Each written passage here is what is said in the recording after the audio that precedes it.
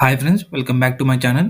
Friends, RRB NTPC exam analysis 11th June first shift సంబంధించిన GK question చూసేద్దాం friends నిన్న జరిగిన 10th June all shift analysis చేయడం జరిగింది. సో ఇంకా ఎవరైనా చూడకపోతే వెళ్ళి చూసేయండి ఫ్రెండ్స్. సో లేదన్నా కింద డిస్క్రిప్షన్లో లింక్ ఉంటుంది, చూసేయండి ఫ్రెండ్స్. ప్రతి వీడియోలో నేను క్వశ్చన్ అండ్ ఆన్సరే కాకుండా ఆన్సర్కి సంబంధించిన ఇంకా ఎక్స్ట్రా టాపిక్ కూడా చెప్పడం జరుగుతుంది. ఎందుకంటే నెక్స్ట్ రాయబోయే వాళ్ళకి చాలా ఈజీగా ఉంటుంది. సో ఫస్ట్ టైం వీడియోని చూస్తున్నట్లయితే వీడియోని లైక్ చేయండి, అదేవిధంగా సబ్స్క్రైబ్ చేయడం మాత్రం మర్చిపోదు ఫ్రెండ్స్. సబ్స్క్రైబ్ చేసుకోండి. ప్రతిరోజు మనం ఆర్ఆర్బీ ఎన్టీపీసీ అనాలిసిస్ చేయడం జరుగుతుంది. ఈ వీడియోకి సంబంధించిన పీడిఎఫ్ కావాలంటే కింద డిస్క్రిప్షన్లో టెలిగ్రామ్ లింక్ ఉంటుంది, జాయిన్ అవ్వండి friends. RRB NTPC exam analysis 11th June first shift. ఒకటో ప్రశ్న, 2024-25లో జీడిపి శాతం ఎంత పెరిగింది?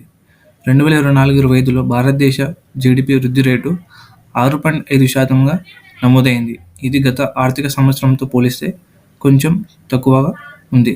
అయితే 4వ త్రైమాసికంలో జీడిపి వృద్ధి 7.4%కి చేరింది. ఇది ఆ సంవత్సరంలోని అత్యంత వేగవంతమైన త్రైమాసిక వృద్ధి. రెండవ ప్రశ్న ఫ్రెండ్స్, సమ్రాట్ అశోకుని తర్వాత సింహాసనంపై ఎవరు కూర్చున్నారు? సమ్రాట్ అశోకుడి తర్వాత ఆయన మనవడు అయిన దశరథ మౌర్యుడు సింహాసనంపై కూర్చున్నాడు. అశోకుని పాలన తర్వాత అనేక బలహీనమైన పాలకులు కూడా పాలించారు. మూడవ ప్రశ్న, మౌలిక హక్కుల హననం ఫండమెంటల్ రైట్స్ వెలియేషన్కు సంబంధం ఉన్నది ఏమిటి? మౌలిక హక్కుల హననం భారత రాజ్యాంగంలోని ఆర్టికల్ 32తో సంబంధం కలిగి ఉంది. ఇది ఒక వ్యక్తి హక్కులను ఉల్లంఘించినప్పుడు నేరుగా సుప్రీంకోర్టును ఆశ్రయించే హక్కును కల్పిస్తుంది. దీనిని రెమెడీ హక్కు, రైట్ టు కాన్స్టిట్యూషనల్ రెమెడీస్ అంటారు. నాలుగవ ప్రశ్న, తేలియాడుతున్న జాతీయ ఉద్యానవనం ఎక్కడుంది? కేబుల్ ల్యామ్ జాతీయ ఉద్యానవనం కేబుల్ ల్యాంజో నేషనల్ పార్క్ మణిపూర్ రాష్ట్రంలో ఉంది. ఇది ప్రపంచంలోని ఏకైక తేలియాడే జాతీయ ఉద్యానవనం, ఫ్లోటింగ్ నేషనల్ పార్క్ గా ప్రసిద్ధి చెందింది. ఇది లోక్తక్ సరస్సు ఉన్న తేలియాడే భూభాగాలపై ఉంది.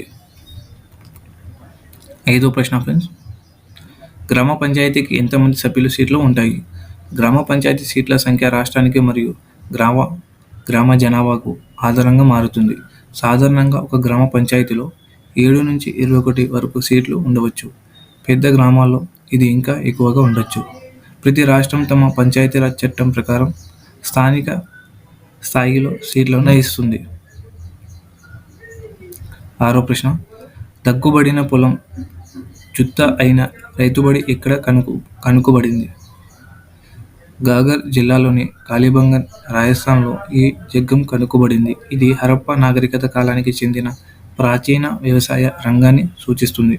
ఇక్కడ దగ్గుబడిన పొలాలలో అవశేషాలు కనుకబడ్డాయి. ఇవి ప్రపంచంలోనే మొట్టమొదటిలో చేయబడిన పొలాలుగా పరిగణించబడతాయి.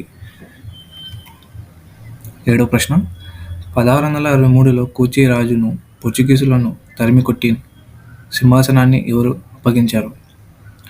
డచ్ 1663లో పోర్చుగీసులను ఓడించి కోచిను స్వాధీనం చేసుకున్నారు. వారు తిరిగి కోచి రాజుకు సింహాసనం అప్పగించారు, ఎందుకంటే స్థానిక పాలకుల మద్దతు వారికి వ్యూహాత్మకంగా అవసరం అయింది. ఎనిమిదో ప్రశ్న ఫ్రెండ్స్, సో మనకి ఎనిమిదో ప్రశ్న వచ్చేసి గ్రీన్ వరల్డ్ ఎన్విరాన్మెంట్ అవార్డ్ సంబంధించిన 2024లో గ్రీన్ వరల్డ్ ఎన్విరాన్మెంట్ అవార్డు ఎవరికి ఇవ్వడం జరిగిందో చూసుకోండి. తొమ్మిదో ప్రశ్న, రామపురి నాట్యం ఎక్కడ ప్రసిద్ధం? రామపురి నాట్యం మహారాష్ట్ర రాష్ట్రంలో ప్రసిద్ధి చెందిన ఒక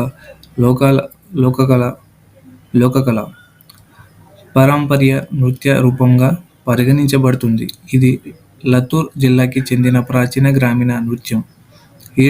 ఈ నాట్యం సాంప్రదాయిక పండుగలు, హర్షోత్సవాలలో గ్రామస్తుల చేత ప్రదర్శించబడుతుంది. నచ్చితే లైక్ చేయండి, అదేవిధంగా సబ్స్క్రైబ్ చేయడం మాత్రం మర్చిపోద్దు ఫ్రెండ్స్.